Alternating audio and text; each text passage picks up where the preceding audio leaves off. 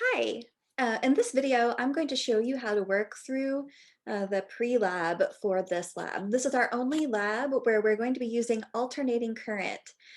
Every other lab we've done so far in person or with our PHET simulations have been using direct current, which is a current from a battery that doesn't change over time.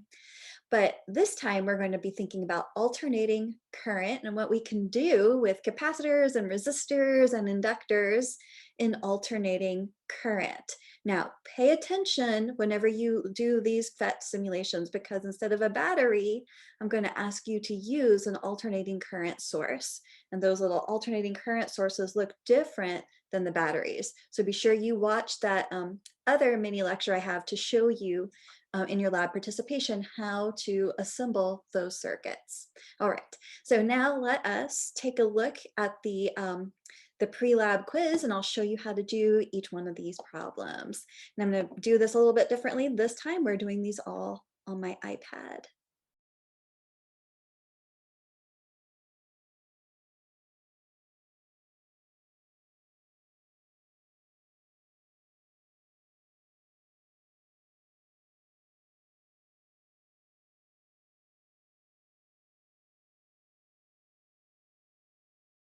There is a background video here that I created last year for my class that did this lab last year. So you can take a look at that as well, and you will see a similar mini lecture again whenever we talk about AC circuits later in the semester, right? Just in the next few weeks, okay? So, and here's where our video I'm recording today is going to go. Now, our first question. We're going to be using something called inductors, which we haven't seen yet. A coil of wire is sometimes called an inductor. The inductance, which we represent as capital L, of a coil depends on its geometric factors. The SI unit of inductance is called the Henry, which we use the symbol capital H for that unit. Now here's the equation for inductance. It's probably hard to see on my screen. You've got it in front of you. The inductance L is equal to our mu naught, our permeability of free space, times n squared, the number of turns, the number of times we've wrapped around that wire on itself. A, the area, cross-sectional area of that solenoid, and divided by L. Well, L is the length of the solenoid. Okay, it's just the solenoid is just a coil of wire that we've wrapped around itself. Okay, so inductors are useful because they store energy in magnetic fields, whereas our capacitors store energy in electric fields. So inductors are like kind of the equivalent of capacitors when we're thinking about magnetic field. For this question, you're going to calculate the inductance of a solenoid. There are some numbers here. This one has 304 turns.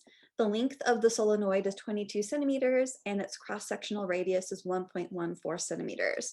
Report your answer in millihenry. All right, we're gonna work through this problem. I'm gonna be using different numbers than what are written here because I solved these problems earlier using different numbers than this quiz that I just launched. Our inductance L is equal to mu naught n squared A over L. So for the problem I'm going to do, I have 23 centimeters is the length of my solenoid, or 0.23 meters. I've got the radius, the cross-sectional radius of my solenoid is 1.42 centimeters, or 0.0142 meters. It is wrapped around on itself 273 times. That's the number of loops, the number of turns. And our permeability of free space is 4 pi times 10 to the minus 7 Tesla meter over ampere. This unit, you could also write in units of, or this could be units of Henry over meter. There are a couple of different ways that you can write this unit. All right, so actually this is just a plug and chug problem here. But first let's just look here. So for example, imagine just a bunch of coils of wire wrapped around themselves. This is our length L, and it has some radius. So if you look down the side, it's going to be a circular center, and the radius of that is R. Okay, so that's not a very good drawing. And So let's do this. Our permeability of free space is 4 pi times 10 to the minus 7. Actually, for this one, I'm going to use the Henry over meter, okay, times n squared, 273 squared, times the area, which is going to be, it's a circle, right? Cross-sectional radius of the, or the cross-sectional area of the solenoid is like a cylinder, so it's, the cross-sectional area is a circle. And the area of a circle is pi times the radius squared. So pi times 0.0142 meters squared. And then we have to divide it by the length, which is 0.23 meters. Okay, so yeah, we'll plug all that in and we'll find that the inductance of this particular solenoid is 2.58 times 10 to the minus 4 henries. All right, but the answer, we wanted it to be in millihenry. So we can multiply this by a conversion factor. We know that 1 henry has 10 to the 3 millihenries, or you could also say that 1 millihenry is 10 to the minus 3 henries. So you can multiply it by either one of those conversion factors and you'd still get the same answer. And so the inductance here in millihenry is 0.258 millihenry. Report your answers to 3 significant figures, okay? Please, please, please report your answers to 3 significant figures. Do not round before you need to, all right?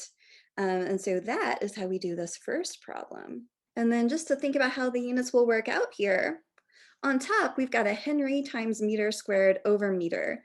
So on top, we're going to have a Henry times meter, and then we're dividing it by something that has units of meters. So those units cancel and we're left with just units of henries for our inductance. We've already talked just a little bit about AC current, alternating current. Electricity supplied to our homes and businesses utilize alternating current. The alternating current, which I'll abbreviate as AC, is a flow of electrical charge that periodically reverses direction.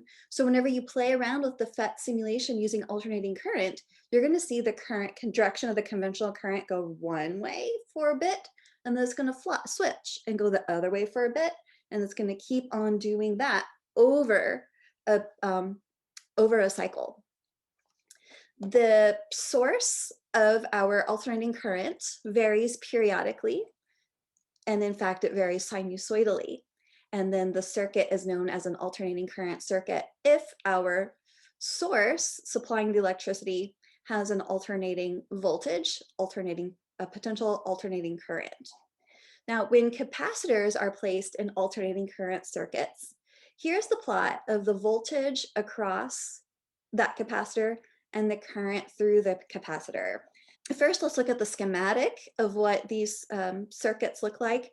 Here is my alternating current source. So instead of the symbol that we used for the battery, which was one of the, which are parallel bars, and one of those bars was longer than the other, the alternating current source just looks like a circle and it has a squiggly line through it. Okay, so my alternating current source, and here we have our capacitor. If we put our voltmeter across the capacitor and look at the potential, here in green is the plot of the potential. All right, so the potential across it is going to alternate, and it alternates from some maximum through 0 to some minimum and then back again, okay, like a sinusoidal pattern.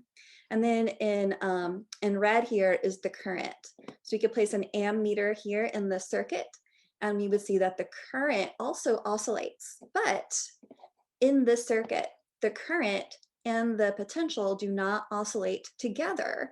They are offset with each other. And in this particular image, where the potential in the circuit or the potential across the capacitor crosses through 0, that's when the current has its maximum absolute value, but then the current is pointing opposite of the conventional direction at that time period, okay?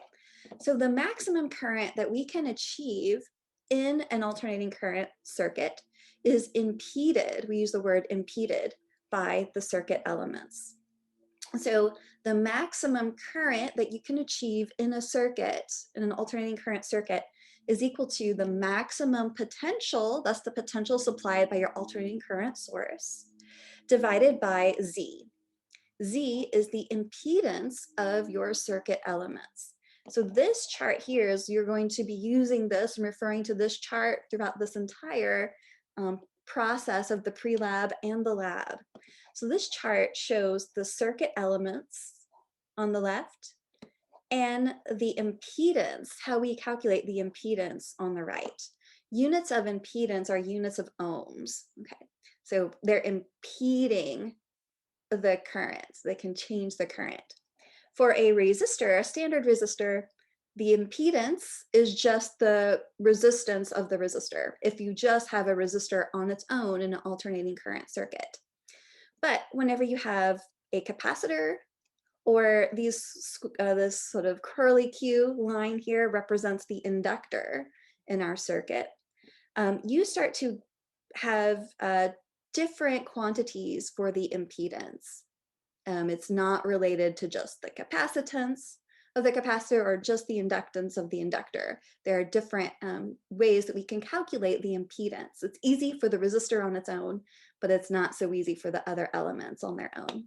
So for a capacitor, the impedance is given, and we use the letter or the symbol capital X sub C. So the impedance of a capacitor is given by this expression down here, okay? X sub C is equal to 1 over 2 pi F C, okay? C is the capacitance of our capacitor, and F is the frequency of the alternating current. But when we talked about waves earlier in the semester, all of these sinusoidal waves have a frequency. That's how many times per second does that cycle repeat itself, okay? So that's our frequency. And the impedance of an inductor, X sub L, is 2 pi times the frequency times the inductance of the inductor. And then it gets more complicated for other combinations. When you have a resistor and capacitor in series, when you have a resistor and inductor in series, and then when you have a resistor, inductor, and capacitor in series, the impedance of the circuit changes, okay, following these relationships right here. All right, so we're going to, in a lot of these problems that remain, calculate the impedance of our circuit elements or use those to find the current in our circuit. So here we are going to consider a voltage source that has some quantity of voltage. So a 109 volt, 0.1 hertz AC voltage source is placed in series with an 8 ohm resistor and a 0.07 farad capacitor. What is the maximum current of this circuit? Use the impedance for the resistor and capacitor combination from the table. Report your answer in units of amperes. Okay, so I'm going to be using different numbers again from what you see here, but the process is the same. All right, so we're going to have an alternating current source, and we're going to have a resistor in here and a capacitor in here. Okay, and we want to find the current, maximum current that we can achieve, the kind of the maximum absolute value of the current that we can achieve in the circuit. Because remember, that current is fluctuating, but we can find the maximum value of that current. So I max is going to equal V max over the total impedance of this circuit. This is just comes from Ohm's law. V is equal to IR. And in this case, Z is representative of R. Z is our impedance, our the way in which these elements can impede the flow of current. Now for this problem I'm going to say V is equal to 110 volts. The frequency of our alternating current is 0.1 hertz. My resistance is 11 ohms. And my capacitance is 0.07 farad. And we have to find I max. Okay. So V max, we already know, is going to be 110 volts. That's the potential supplied by my alternating current source. And then I have to find the impedance here. So the impedance of a resistor capacitor circuit from that table we saw earlier is going to equal the square root of the um, resistance of the resistor plus the square root of the resistance of the resistor squared plus this quantity x sub c squared. Okay, so earlier I called this, earlier I called this the impedance of the capacitor. Actually, this quantity is the reactance of the capacitor. That's the technical term for it. Or in fact, we could be even more formal and call it the capacitive reactance. Maybe I should spell capacitive better. C-A-P-A-C-I-T-I-V-E. V, not Z. The capacitive reactance for the capacitor is equal to 1 over 2 pi f times the capacitance. So let's go ahead and find that. So 1 over 2 pi times the frequency, which was 0.1 hertz, times the capacitance, which was 0.07 farad. This gives us a capacitive reactance of 22.7 ohms. So the units of these are ohms. So then our impedance for this circuit will equal the resistance of my resistor squared, so 11 ohms squared, plus the capacitive reactance squared, 22.7 ohms squared.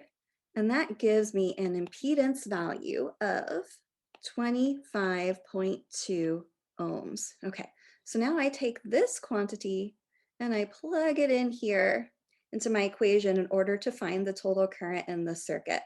So the total current in this circuit will be the potential supplied by my battery, or it's not a battery anymore, it's an alternating current source, divided by the impedance of this entire circuit, 25.2 ohms. And so that will give us a current, maximum current achieved in this circuit of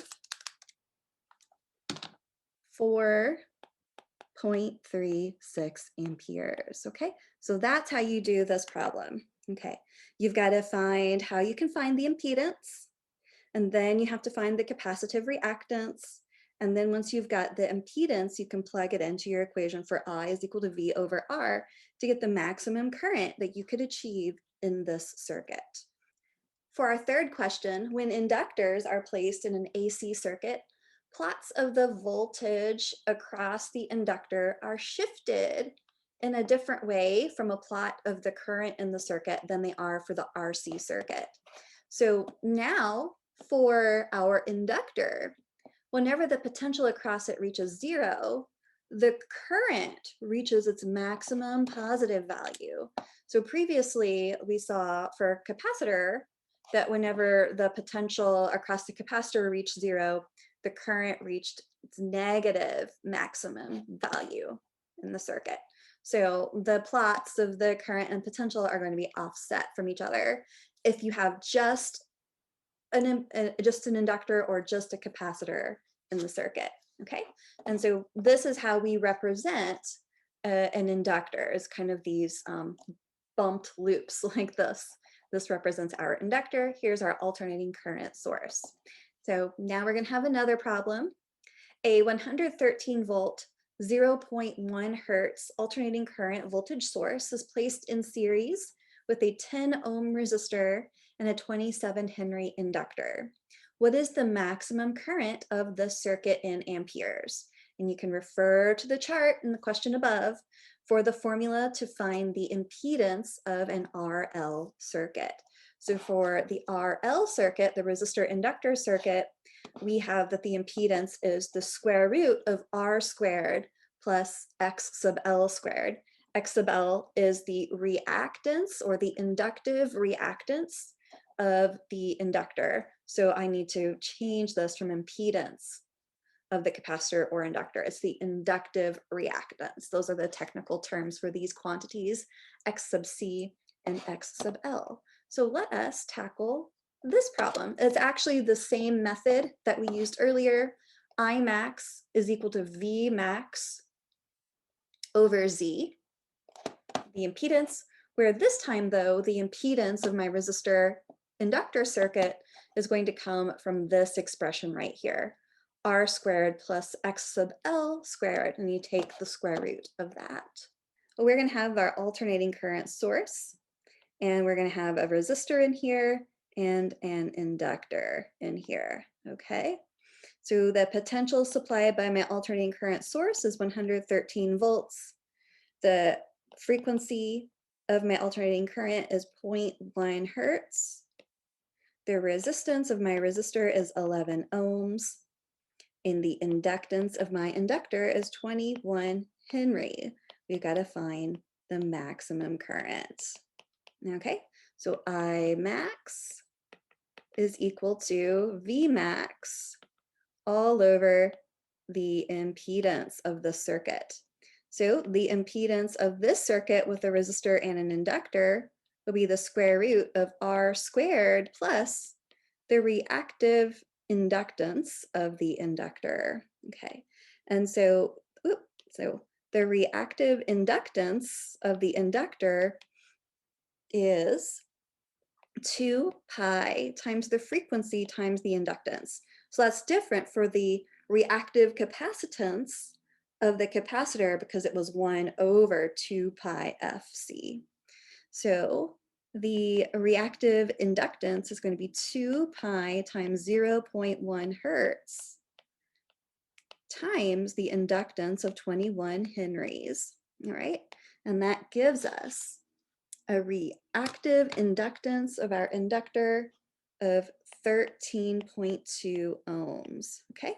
So then up here for our impedance, we've got the square root of the resistance of our resistor, which was 11 ohms, we square that, plus the inductive reactance, 13.2 ohms, and we square it. So the impedance of this circuit is 17.2 ohms. All right, so then we do V max is 113 volts, and we divide it by our impedance of the circuit, 17.2 ohms, and that gives us our maximum current of 6.57 amperes. Okay, again, please report your answer to 3 significant figures. For question 4, when alone in an AC circuit, inductors, capacitors, and resistors all impede current. How are they going to behave when all 3 occur together? You will experiment with this in lab. Interestingly, their individual impedances in ohms do not simply add, as we saw earlier. Because inductors and capacitors behave in opposite ways, they can partially to totally cancel out each other's effects in the circuit. So we're going to consider a circuit that has a resistor, a capacitor, and an inductor, all with an alternating current source. So a 119 volt, 0.1 hertz alternating current voltage source is placed in series with a 17 ohm resistor, a 0.05 farad capacitor, and a 22 Henry inductor. What is the impedance of the circuit? And so for this one, I'm just asking for the impedance, not the current, the total current or the maximum current, but you could get the maximum current by taking your maximum voltage, the voltage of the AC source, and dividing it by the impedance that we find. So to find the impedance of an RLC, resistor, inductor, capacitor circuit, it's this bottom one right here. So this is our expression for the impedance for an RLC circuit. It's the square root of R squared plus the reactive inductance minus the reactive capacitance, and all of that gets squared, okay? So let us do an example of this problem. Okay, we have our alternating current source. We have a resistor, an inductor, and a capacitor, right? So the AC source supplies us with 117 volts. The frequency of the alternating current is 0.1 hertz. The resistance of our resistor is 18 ohms. The capacitance of my capacitor is 0.13 farad. And the inductance of my inductor was 28 henries. Okay, so we just need to find the impedance of this circuit. So the impedance here is going to be the square root of R squared plus the reactive inductance minus the reactive capacitance, all of that squared. Okay, so you have to subtract those reactances and then square inside here. Okay, so let's find the reactive inductance of my inductor. I'm going to do this down here. Whoop. So that was just 2 pi f times the inductance. So this will be 2 pi times 0.1 hertz. Oh, let's write that better. 2 pi times 0.1 hertz times 28 henries for my inductance. And that gives me a reactive inductance of, or the reactance of 17.6 ohms. Now for our reactive capacitance or capacitive reactance. I keep on flopping those around. In general, it's just the reactance. This is the inductive reactance up here. This is the capacitive reactance here. So that is equal to 1 over 2 pi f times the capacitance. This equals 1 over 2 pi times 0.1 hertz times my capacitance, 0.13 farad. Okay, so this gives me a capacitive reactance, 12.2 ohms. All right, so then up here for my impedance, I'm going to take the square root of, got to have my resistance squared, 18 ohms squared, plus my inductive reactance, 17.6 ohms, minus my capacitive reactance, 12.2 ohms, and square all of that. And then this gives me an impedance for this circuit of 18.8 ohms. Okay, so this is what you report, right, for the Canvas question. To find the total or the maximum current in the circuit, you would take the maximum potential from our voltage source and divide it by the impedance. So you're going to be doing that in lab. And now our last question. This graph shows the relationship of voltages in a resistor, inductor, capacitor circuit. It shows the relationship to those potentials across each one of them and the current. The voltages across the circuit elements at any time t add to equal the voltage of the voltage source, which is out of phase with the current. So let's look at this. Here we have our current, and here we have the total voltage, the voltage coming from our voltage source. So these are a little bit offset, the maximum current and the maximum voltage, or the total current and the total voltage in our circuit. Those graphs do not exactly match up. Now at any time t, the voltage across if we took a voltmeter and measured the voltage across the resistor or across the inductor or across the capacitor, they are probably going to be different from each other. And it's the sum of those at any time t that must match the voltage of your voltage source. Okay.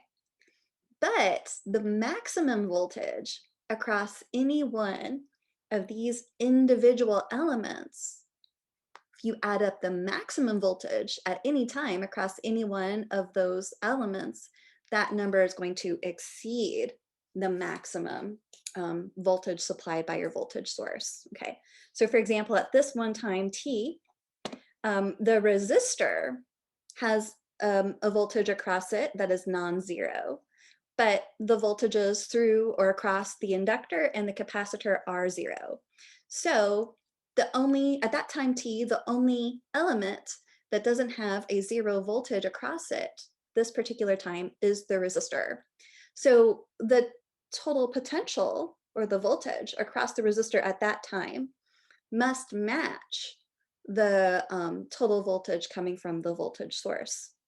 So this means that the maximum voltage of our current is not going to be the sum of the maximum potentials that you can achieve across any of the resistors or the inductor or the capacitor. Instead, the maximum potential that we can get in our circuit, which has to match the maximum potential of the potential from our power source, we find that, and that's equal to the square root of the maximum potential across our resistor squared at any time, plus the maximum inductance, plus the maximum voltage across the inductor, minus the maximum voltage across the capacitor, and then we have to square all of that. Okay, so we're going to apply this to solve a particular problem. Okay, so we have a circuit here with an AC voltage source, and it is assembled with a resistor, an inductor, and a capacitor. A voltmeter is used to measure the maximum voltage across each element. So you put your voltmeter across each element and you watch the voltage fluctuate. And then you take the measurement whenever that voltage reaches the maximum value across the resistor, and then across the inductor, and then across the capacitor. So experimentally, it was determined, measuring with a voltmeter, the maximum voltage across this resistor was 47 volts. The maximum potential across this inductor was found to be 84 volts. And the maximum potential across this capacitor was found to be 167 volts. So what is the maximum voltage of this circuit, which also happens to be the maximum voltage of the connected AC source? Okay, so we watch this circuit for a very long time. We look at our measurements and we find that the maximum potential across our resistor was 47 volts. The maximum potential across our inductor was, I guess if it looks like it. The maximum potential across our inductor was 89 volts. And the maximum potential across our capacitor was 167 volts. Okay, so remember that we are watching we're putting our voltmeters across each one of these elements. The potential is going to fluctuate across each of those elements, and they're not going to be the same measurement at any time. Okay, now at some time t, when I add up those three potentials across my elements, they will match the potential supplied by my power source. But if I'm looking at just the maximum potential achieved across any of these elements, if I sum up the maximum potential across any of those elements that they get, as we're watching them over a long period of time, the maximum potential does not equal, of this circuit, does not equal the sum of the maximum potentials. Because remember, the potentials across all of these elements are going to be offset from each other at any time t. And this delta V max needs to equal, I'll spell that correctly, needs to equal the potential of your AC source. So if I were to just add up 47 volts, 89 volts, 167 volts, that would exceed the alternating current voltage supplied by my AC source. So in order to find the maximum potential of my circuit, I have to use not the sum of these individual elements, but this relationship here.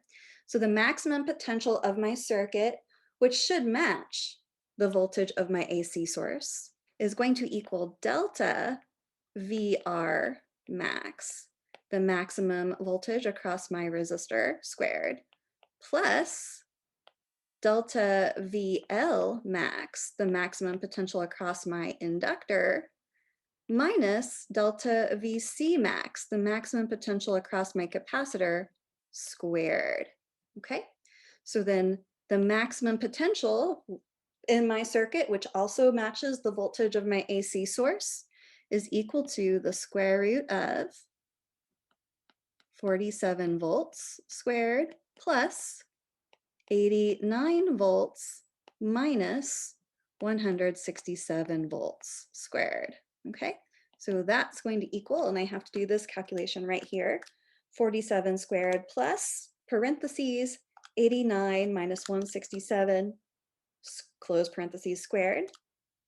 Okay, so this is going to be the square root of 8.293 times 10 to the 3. Actually, this is volts squared. And then that equals, I have to take the square root of that number, 91.1 volts. So the power, or my power source, my alternating current power source, is supplying a maximum value of 91.1 volts to my circuit. But, you know, our the potentials across my inductor, resistor, capacitor are fluctuating, and they're going to be offset out from each other. So at any time t, the sum of the potentials across all three of them should equal my 91.1 volts. And I know it seems weird, but it is possible for the maximum potential across any one of these elements to actually exceed the maximum potential supplied by my power source. And so that's what's happened here. The maximum potential supplied by my power source was 91.1 volts. But we see that the maximum potential that we were able to get across the capacitor is larger than that. And that's just a function of how our capacitors, inductors, and resistors operate together in a circuit.